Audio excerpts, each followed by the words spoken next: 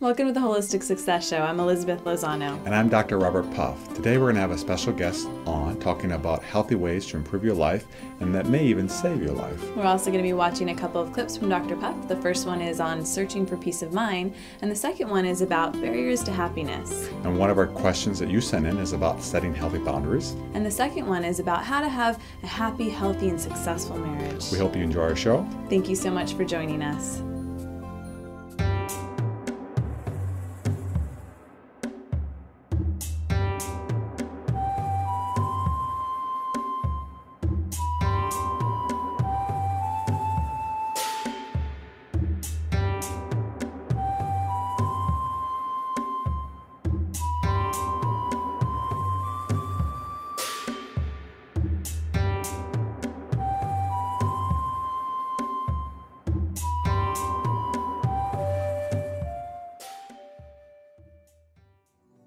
Probably one of the most common things that every viewer right now is looking for is basically what we might call peace of mind, happiness, just enjoying life to go well.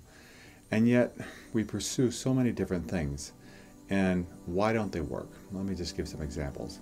Some of you out there, you may know people that say, hey, if I only had enough money, all would be well.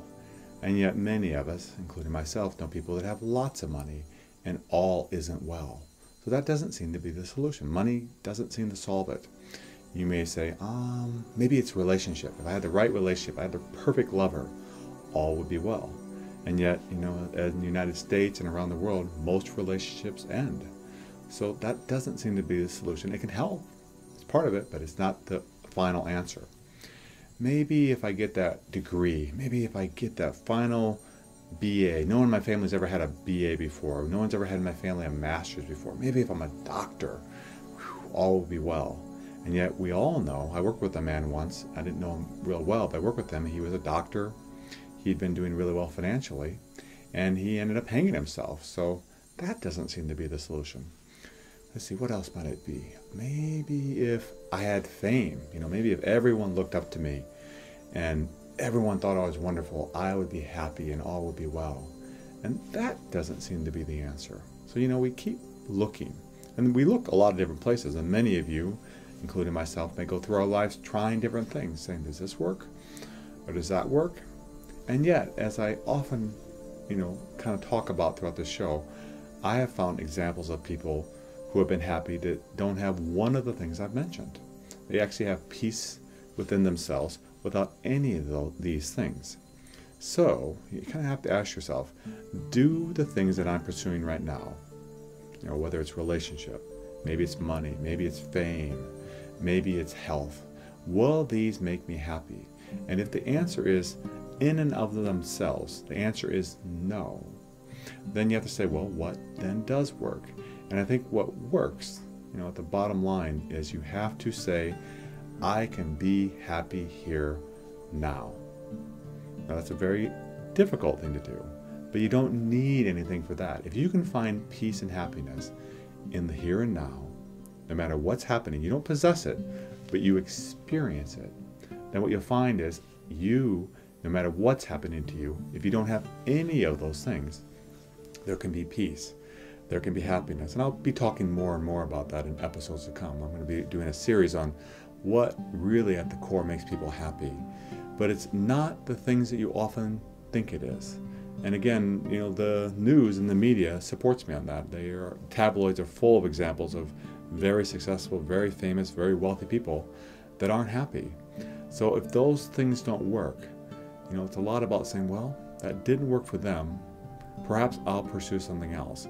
And what this show is about being whole, so everything matters, and it's about looking within and saying, how can I proactively take care of myself?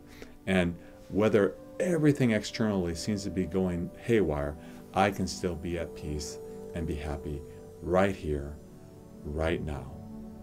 So peace. This week's first question comes to us from Christy H. from Miami, Florida. And she writes in, sometimes I have a hard time setting boundaries and speaking up with family and friends because I'm afraid of their reaction, or I know it's going to cause drama, yet I'm always left feeling frustrated. Can you give me some tips on setting boundaries with the people I love without hurting them? Well, setting boundaries is a very important skill to learn in life overall, because if you don't set them, people walk all over you. That's where boundaries are there. If we don't have boundaries, people hurt us. So it's a very important skill to learn. And when you want to implement, particularly with your family or people that you love, they're going to be in your life, because if they're going to be in your life, they may sometimes cross over your boundary. And what you have to do, it's like setting a line setting a line out there. You say, please don't cross this boundary, or there will, in a sense, be consequences. So when they cross that boundary that you set, like they start yelling at you, or physically accosting you, or saying mean things, you have to draw a line. Mm-hmm. And there are many, many aspects of this, but the simplest, the easiest thing to do is just to walk away and to leave. Say, if I can, say, I love you very much, but right now you seem upset, I'm going to leave. And then you leave. And this can be on the phone as well, I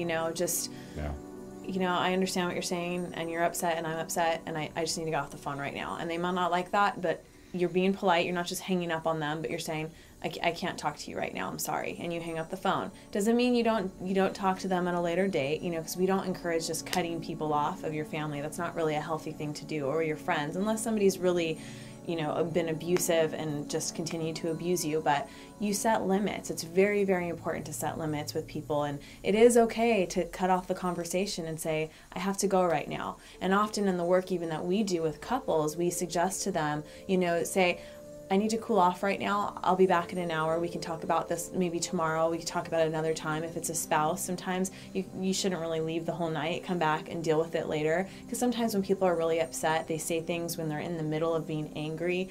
Sometimes they need to take a walk to deal with it. But setting boundaries is so important. It really is. And I know it's hard because you don't want to hurt the other person. But sometimes if we take on so much without setting that boundary, you might actually blow up and say something even more hurtful than if you would have walked away. And I think in that same note, when you're setting boundaries, is to realize it's beneficial for them too. Because as Elizabeth just said, when they say something hurtful to you, they will later feel shame for that. So you're actually being loving towards them. Because think about it, when someone who's been mean to you, they often later say, I'm so sorry. And you're allowing them not to have to say that later, because you've set a boundary there. And it's also a very loving thing to do for yourself, because you're not letting people hurt you. If you let people hurt you, the message you're giving yourself is, I deserve this.